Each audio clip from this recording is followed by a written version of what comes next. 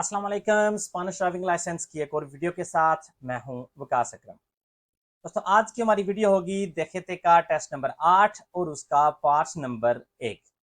इससे पहले आप सारी थ्योरी की वीडियोस देख चुके हैं। हर सब्जेक्ट हर टॉपिक के ऊपर आप 10-10 क्वेश्चंस भी देख चुके हैं। और उन सारे क्वेश्चंस के बाद हमने कुछ सवालात ऐसे देखे थे जो कि मुश्किल तरीन सवालात थे, कुछ ऐसे देखे थे जो कि बहुत ज़्यादा एग्जाम्स में आते हैं। और अब हमने कुछ दिनों से या कुछ महीनों से कह लें, क्योंकि बहुत ज़्यादा वीडियोस अपलोड करने का मौका नहीं मिला, लेकिन हमने ये आगाज़ किया हुआ है, हम एक एक करके ये टेस्ट अपलोड कर रहे हैं। तो आज का हमारा टेस्ट है टेस्ट नंबर 8 और उसका पार्ट नंबर 1। इंशाल्लाह कोशिश होगी अब ज़्यादा रूटीन के साथ हम ये अपने टेस्ट जो है ना वो अपलोड कर दें। तो आइए देखते हैं आज की वीडियो में हमारा पहला सवाल कौन। तो सबसे पहला है, el alcohol influye en la distancia de detención। Alcohol, जब भी अल्कोहल का आएगा तो आपने अपने जहन में शराब नोशी का जो है ना वो कॉन्सेप्ट ले आना है। तो क्या शराब जब आप पीते हैं तो क्या आपकी डिस्टेंसिया दे देटेंसियोन होती है, उसमें ये असरअंदाज होती है या नहीं।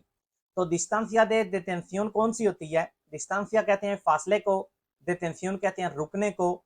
तो ये वो फासला होता है जब आप कोई खतरा देखते हैं वहां से लेकर गाड़ी रोकने तक। तो क्या अल्कोहल में, अगर आप शराब के नशे में हैं, तो उस फासले पे असर होता है या नहीं होता? ऑप्शन ए कह रहा है जी जी बिल्कुल होता है और वो फासला कम हो जाता है, disminuyéndolo। ऑप्शन बी, हाँ इफेक्ट होता है, सी aumentándolo, बढ़ जाता है। और ऑप्शन सी कह रहा है no, la distancia de detención solo depende de la velocidad। आपकी जो गाड़ी रोकने का जो फासला है वो सिर्फ स्पीड पे डिपेंड करता है। तो इसका सही जवाब कौन सा है? कुछ सेकंड्स के लिए बेशक वीडियो को पॉज कर लें, सोच लें। ये बिल्कुल लॉजिकली आप इसका जवाब दे सकते हैं, बेशक आपने स्टडी की हो या ना की हो। तो इसका जवाब है ऑप्शन बी। बिल्कुल असरअंदाज होता है कि आपका ये जो फासला है गाड़ी रोकने का ये बढ़ जाता है। वजह क्या है? जब आप शराब के नशे में होते हैं, पहले तो जो खतरा है उसको देखने में आप देर करेंगे, और जब आपने उसको देख लिया तो फिर उसके ऊपर रिएक्शन करने में आप इतने तेज नहीं होंगे। आपकी बॉडी उस तरह से एक्टिव नहीं होती जिस तरह से नॉर्मल बंदे की होती है। तो इस वजह से, क्योंकि आप रिएक्शन करने में टाइम आपका ज्यादा लगेगा, तो ऑब्वियसली गाड़ी रोकने में वो टाइम आपका ज्यादा ही लगेगा, क्योंकि ज्यादा फासला आप तय कर सकेंगे, तय कर लेंगे रिएक्शन करते हुए। मिसाल के तौर पे आप गाड़ी चला रहे हैं, शराब के नशे में हैं, और आपको कोई जानवर नजर आता है सड़क के ऊपर, तो आपने जब आपने जानवर देखा, तो अगर तो आप नॉर्मल हालत में हैं तो आप उसी वक्त ब्रेक के ऊपर अपना पाँव ले जाएंगे और गाड़ी रुक जाएगी। लेकिन अगर आप शराब के नशे में हैं तो वहां से देख के, उसको पहचान के, फिर अपना पाँव ब्रेक तक ले जाने में ज्यादा टाइम लगता है। तो इस वजह से आप जो फासला तय करते हैं उतनी देर में वो ज्यादा होता है। इसी वजह से सही जवाब है इसका ऑप्शन बी। अगला सवाल है, इस recomendable mantener la velocidad indicada para la señal aunque las condiciones de la vía y la circulación sean favorables।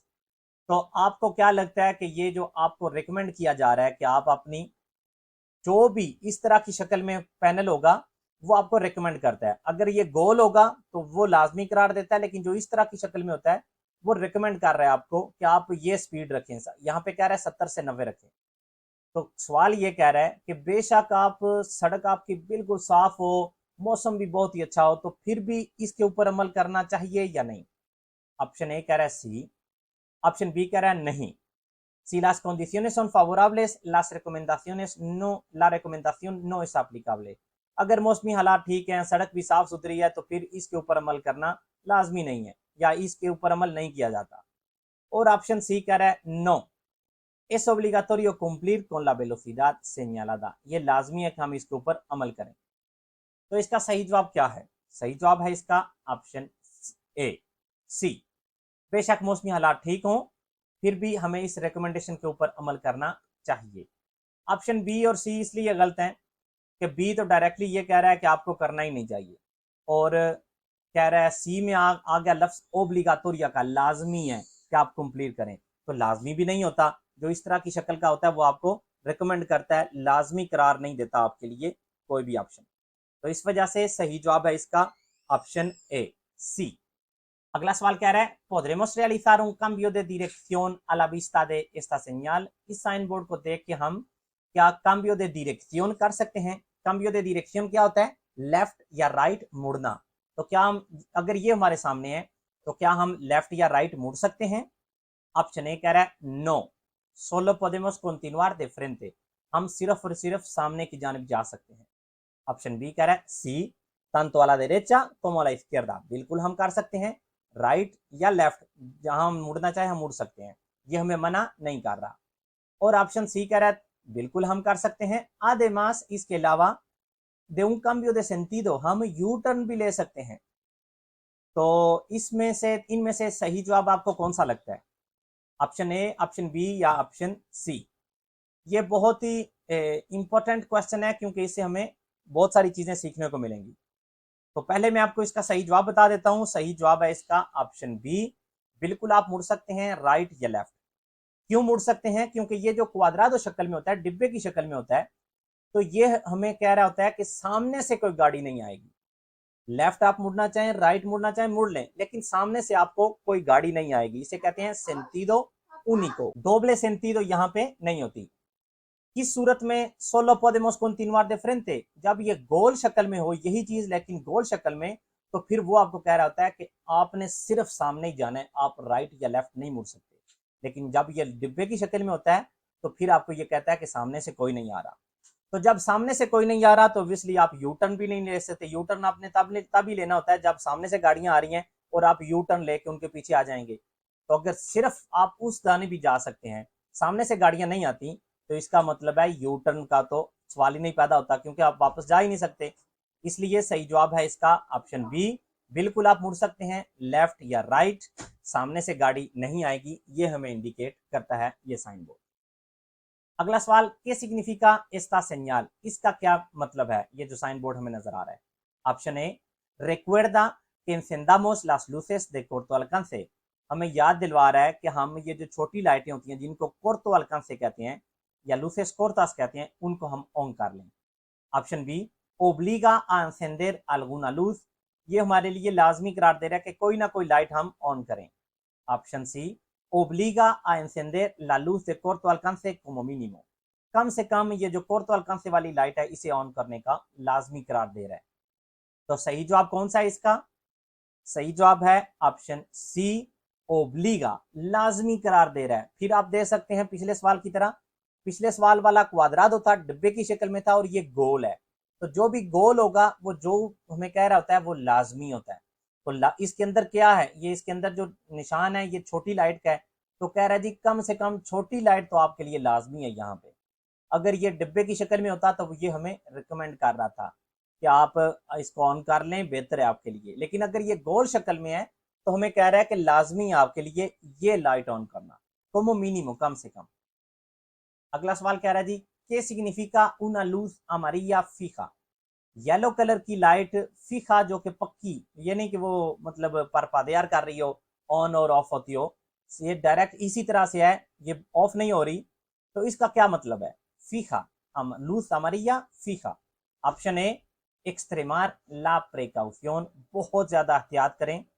Option B, इगवाल के ला लूज रोजा detenerse en condiciones de seguridad, ये बिल्कुल रेड लाइट की तरह ही है और आपने यहाँ पे रुकना होता है अपनी हिफाजत के साथ। मतलब ये नहीं कि आप अचानक से ब्रेक लगा दें और पीछे 4-5 गाड़ियां आपको टक्कर लगा दें।